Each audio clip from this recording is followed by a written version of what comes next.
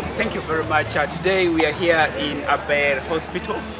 We are very excited that we brought the girls from LEAD, that is FICH interventions, that are here in Atapa Secondary Schools.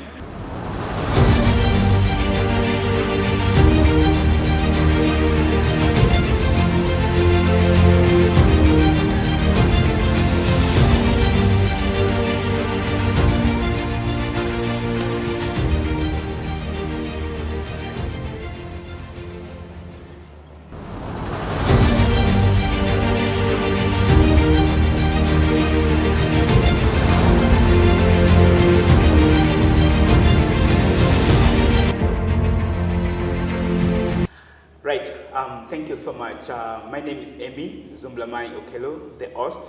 Today I'm very excited to be in Aber Hospital, interacting with the personnel. But also the reason why we are here today is because yesterday and the rest of the days we brought the girls who are in LEAD program. The LEAD program is Leadership, Education, Access and Discovery, trying to make sure that the girls who are in secondary schools discover a lot of opportunities in them.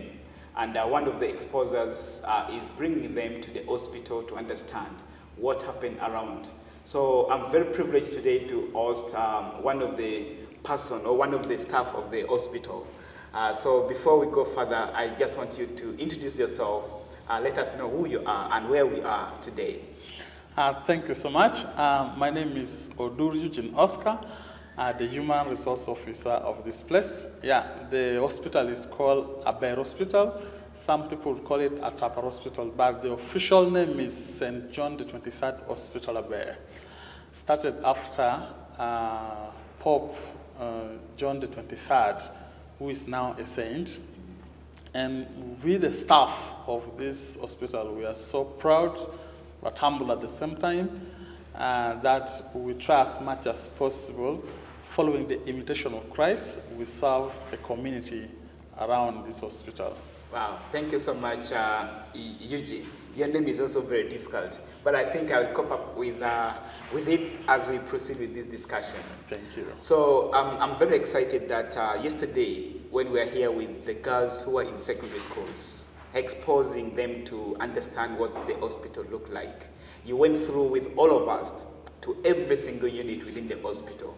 And for me, I thought it was just a short time movement, but we took almost 2 hours in the movement within the hospital itself. Yes. Could you tell us exactly what is within the hospital, just in a nutshell before we get into the details? The hospital is actually a general hospital. I think in the understanding of the system in Uganda, this would be level 5.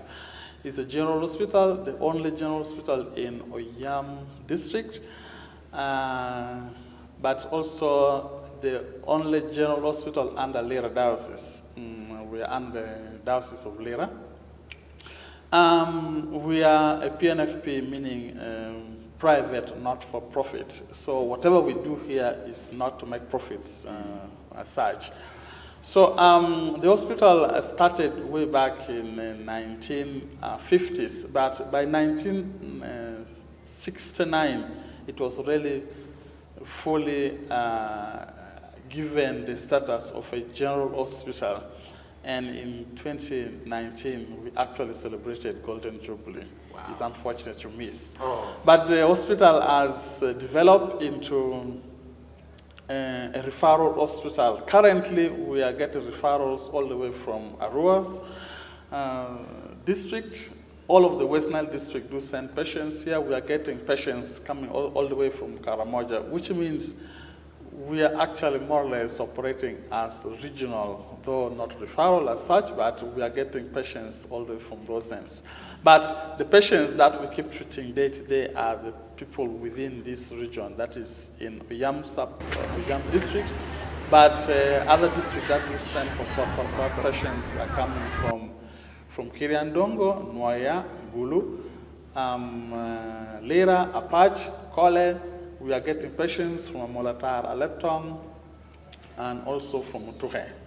So basically, this is the hospital. Currently, we are having a total of 202 staff. Of these 202 staff, 4 of them are specialists, doctors who are specialists, then 7 medical officers with 11 intern doctors that have been sent by the government. So the hospital is fairly big. The biggest number of staff are the nurses. The nurses actually comprise of, right now, about 45% are nurses. Okay.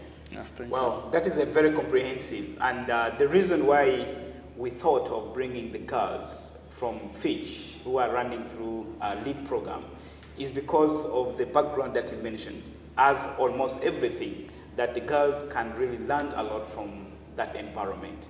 And maybe just back to yesterday movement with the students in the hospital. What surprised you when you were actually moving with them around? Let's begin from there.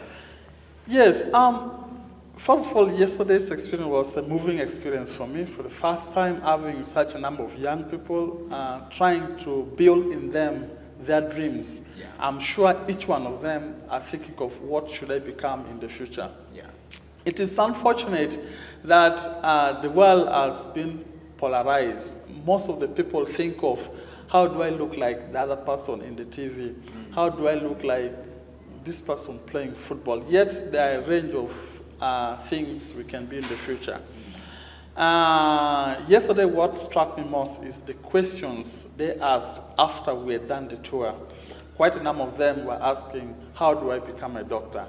How long does it take to become a doctor? How do I become a nurse? Yes, I'm very happy to inform you that Aber Hospital is moving towards starting a nurse training school. It will be the first, but I think also the only nurse training school in Uyam district. Yeah. We are humbled for that, and we hope with this new institution, we shall be able to tap into the talent of these young girls who were here yesterday. Because ideally, the school is to absorb, actually, from within Uyam district. That would be the first priority, is to pick from Uyam district. And I'm happy that yesterday they were able to see the site where the school is going to be, if the school is to start, where they'll be more concentrated in, where they will be working. So yesterday, as I said, what struck me is their aspiration of becoming a medical personnel. Yeah.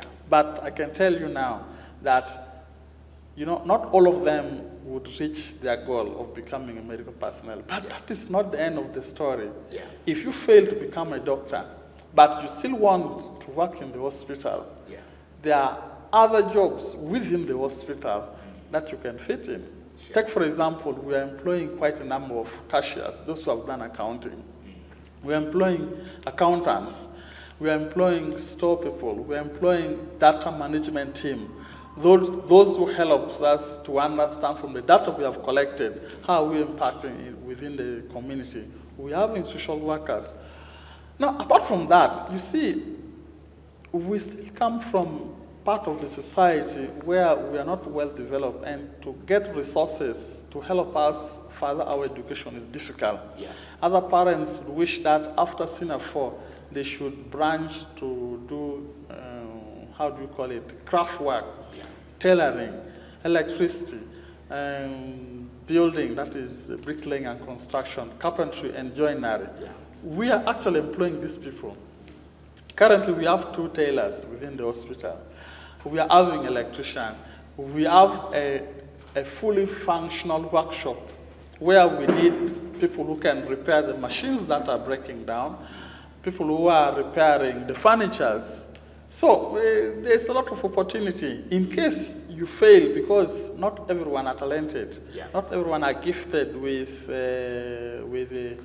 pursuing education to the highest level. But even where you've stopped, you can still have the opportunity to serve the people through healthcare system of Uganda. Actually, yesterday also, I think they were encouraged, not just to look at becoming a doctor, because first of all, you might have a desire as a student, but then the parents may not be able to afford to send you to that level of education.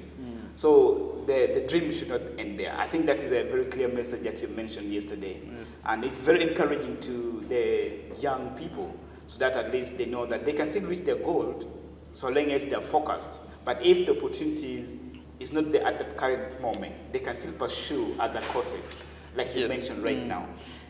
And one thing that actually I want just you to tell the viewers is that yesterday we went to different departments. Yes. Which department within the hospital you went with the girls or with the youth to ensure that they understand? And what kind of message were you providing to them on those particular units? Yeah, yesterday we went to different departments. We started actually with the OPD. Okay, apart from the administration, we went to OPD and I took them through. What is OPD? OPD is outpatients department. Okay. This is the department where if you are just from home, is where you are received first, and you assess whether you can be treated and go back home, or you can be admitted for a longer stay within the hospital. After OPD and explaining few things that do happen in OPD, especially immunization, antenatal care, then the regular checkup of OPD, then the family planning unit, which is still in OPD. We went to the inpatients. Among the different departments, we checked in inpatients at the emergency unit that actually operates 24/7. Actually, if you've come for any medical issues and OPD is closed, we advise that you go to emergency unit. You will be helped there. And we have at least 2 doctors full-time, 24/7 at OPD, not talking about the interns that have beefed up the services within emergency unit. These are professionals. They are professionals. Sometimes people think that intern doctors are not doctors, they are students. No, they're actually qualified and they have the practicing licenses issued by the Ministry of Health. Yeah. So they are all qualified. Then we went to children's ward, we went to medicine ward and surgical ward. We had the opportunity to see our neonatal unit, which is a very new unit.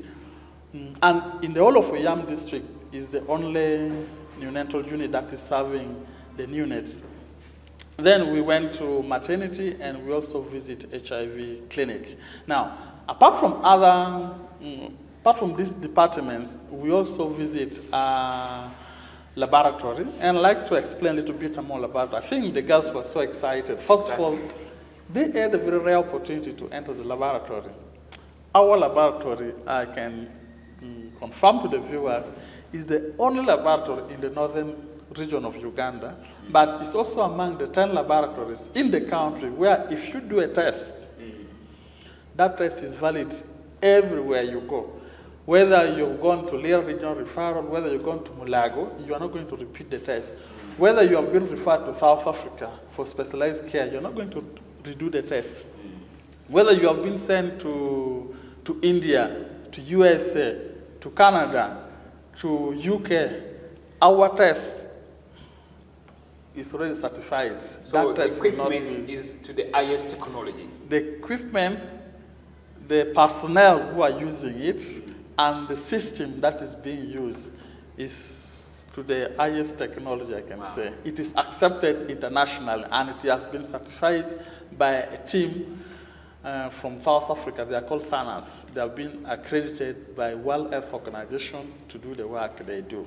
Wow. So, our laboratory, first of all, only authorized personnel do enter. Not even the staff who work in the hospital. Only the staff who work inside the laboratory are allowed to enter.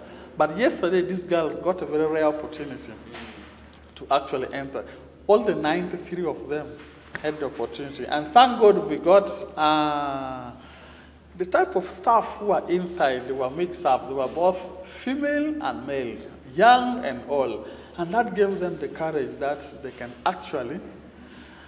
I still remember when they entered, they saw one of our staff, a female staff, still very young, and they say, wow, even she can work here. Yeah. And I think they were inspired. Yeah, actually you can even see from this short video, yes. Some of the girls actually are viewing the microscope. Yes, the microscope, yes. Exactly, to see, to experience. And most of them, they're saying they want to be like like Lucy, the female.